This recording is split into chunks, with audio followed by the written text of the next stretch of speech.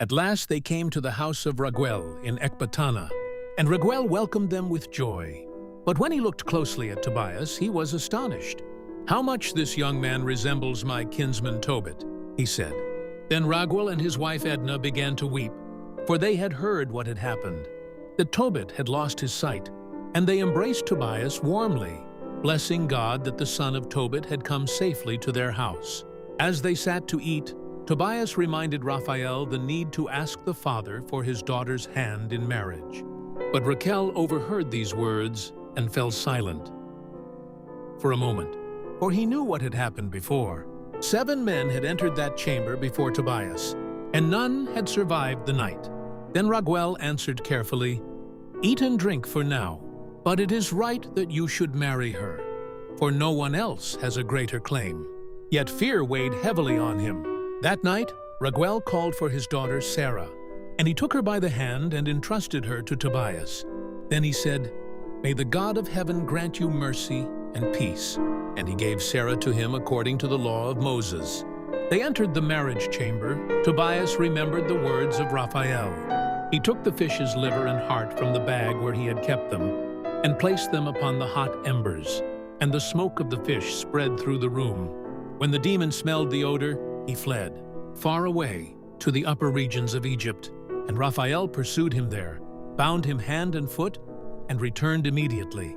Then Tobias turned toward Sarah, and together they rose to pray. Tobias said, "Blessed are you, O God of our fathers, and blessed is your name forever and ever. Let the heavens and all your creation bless you forever. You made Adam, and for him you made Eve his wife as a helper and support. It is not out of lust that I take this sister of mine as my wife, but with sincerity. Grant that she and I may find mercy and grow old together." And Sarah answered, "Amen." Then they lay down for the night.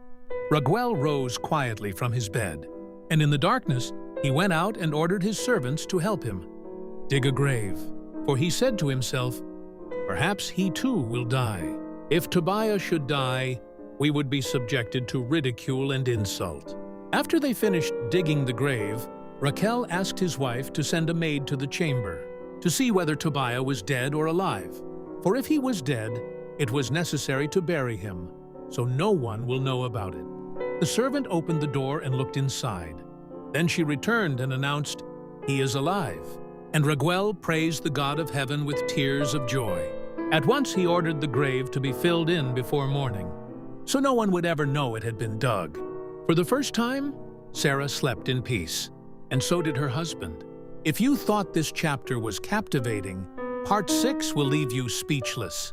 Subscribe now so you don't miss what's coming next. New to the Book of Tobit? Start with Part 1 by clicking the link on your screen or in the comments. Thanks for watching.